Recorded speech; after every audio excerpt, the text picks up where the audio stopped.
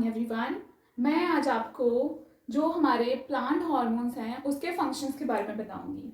First जो है हमारा प्लांट हार्मोन आता है वो है साइटोकाइनिन। जो ऑक्सिन और जिबरेलिन है मैंने उसके फंक्शंस जो हैं पिछली जितनी भी वीडियोस हैं उनमें बता दिया है। ओके, आज हम कंटिन्यू करेंगे with cytokinin, next is ethylene and last one is abscisic acid. अब साइटोकाइनिन पे आते हैं।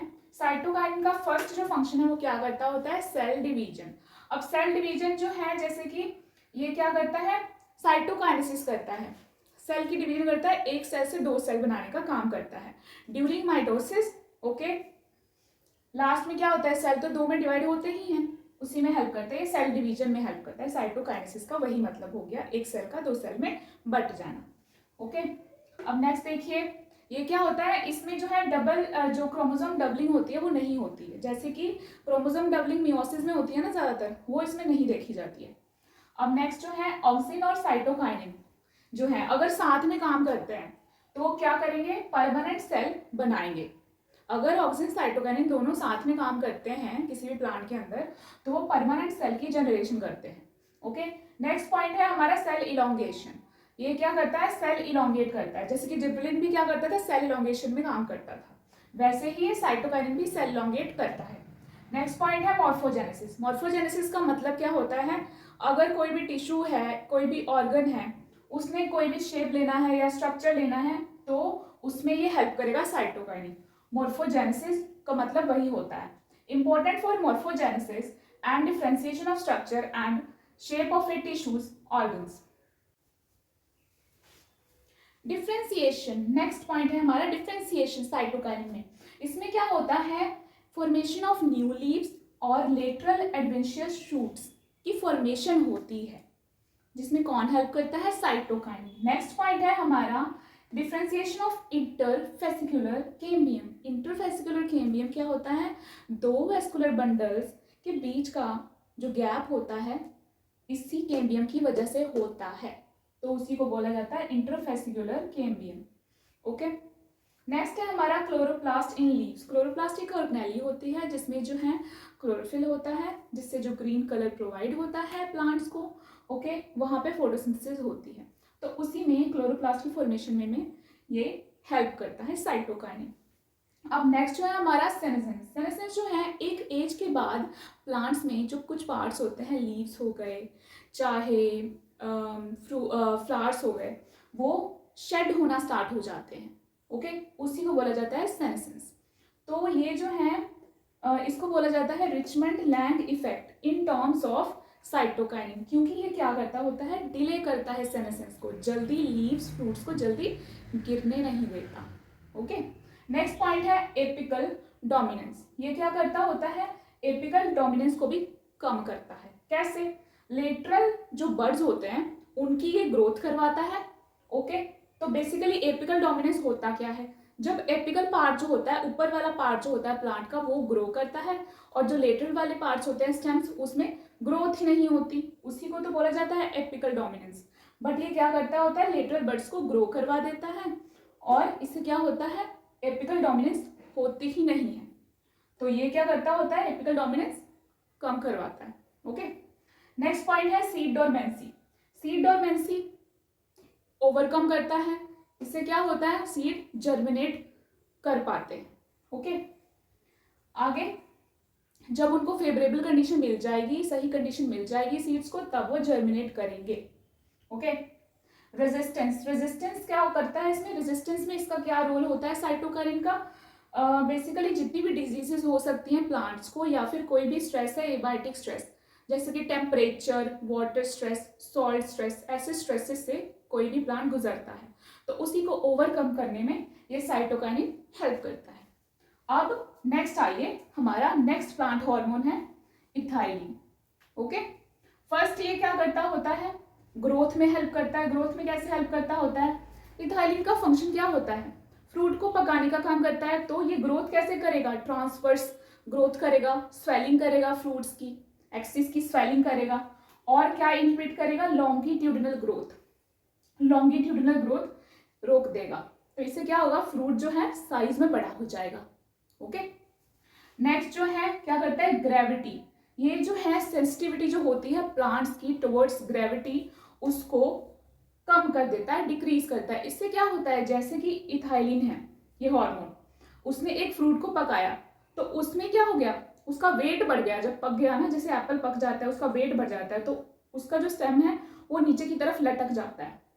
तो वो क्या कर देता है, सेंसिटिविटी टुवर्ड्स ग्रेविटी जो है उसकी डिक्रीज हो गई, तो वो जो एप्पल पक जाएगा वो नीचे की तरफ जाएगा, ग्राउंड की तरफ, ना कि ऊपर। ओके, तो ऐसा रिलेशन है इसका ग्रेविटी के साथ, इथाइलिन का। नेक्स्ट पॉइंट है सेनेसेंस। सेनेसेंस में क्या करता है, senescence of leaves and flowers. ये किसकी सेनेसेंस करता है, कैसे एजिंग के साथ शेड ऑफ करता है, कौन कौन से पार्ट्स को, लीव्स, फ्लावर्स। ओके, एब्सीजन। एब्सीजन जो होता है, जैसे कि प्लांट्स हैं, अगर उनमें ज्यादा लीव्स हो गई हैं, ओके, या फिर फ्लावर्स हो गए हैं, ओके, एक टाइम के बाद कुछ अनफेवरेबल कंडीशंस की वजह से वो सूख जाते हैं, ओके, या फिर उनमें क्लोरोफिल नहीं बन रहा है, येलो से पड़ गए हैं, तो वो अपने आप ही प्लांट जो है उनको शेड ऑफ कर देगा अपनी बॉडी से। नहीं तो उसका प्लांट ज़्यादा हैवी हो जाएगा, जिसका कोई रोल ही नहीं है मेरी बॉडी में, मैं उसको क्यों रखूँ। तो ऐसे ही प्लांट भी करते हैं, उसी को क्या बोला जाता है, एब्सीजन। इसका एजिंग के साथ कोई रिलेशन नहीं है एब्सीजन का, बट सेनेसेंस का है। ओके, एब्सीजन जैसे फ्रूट्स भी ज़्यादा हैवी हो जाते हैं, तो वो कहता है प्लांट की चलो अब तो ये पूरा पक गया है, चलो इसको शेड कर दिया जाए। तो वो भी क्या एग्जांपल है इसका, एब्सीजन का। एब्सीजन क्या हो गया, shedding of leaf, flower, fruit occurs. Okay, next apical dominance. Apical dominance में क्या हुआ, ये इथाइलिन एपिकल डोमिनेंस को प्रमोट करता है। ओके, एपिकल डोमिनेंस को प्रमोट करता है, बट साइटोकाइनिन प्रमोट नहीं करता था। Next breaking of dormancy. ये क्या करता होता है, डोरमेंसी को ब्रेक करता है, मतलब कि ये सीड्स, बर्ड्स, जितने भी स्टोरेज ऑर्गन्स होते हैं उनको जर्मिनेट करने में हेल्प करता है जब फेवरेबल कंडीशन आ जाती है। ओके, एक एब्सिसिक एसिड होता है, वो जो है जब स्ट्रेस कंडीशंस होती हैं प्लांट्स के आले दुआले, तब ये रिलीज होता है, तो उसी को रिलीज करने में भी ये इथाइलिन का रोल है। नेक्स्ट पॉइंट है रूट इनिशिएशन। रूट इनिशिएशन कैसे करेगा, रूट की ग्रोथ कैसे करेगा, ये जब लो कॉन्सेंट्रेशन में प्रेजेंट होता है ना इथाइलिन, तभी ये रूट की फॉर्मेशन करता है।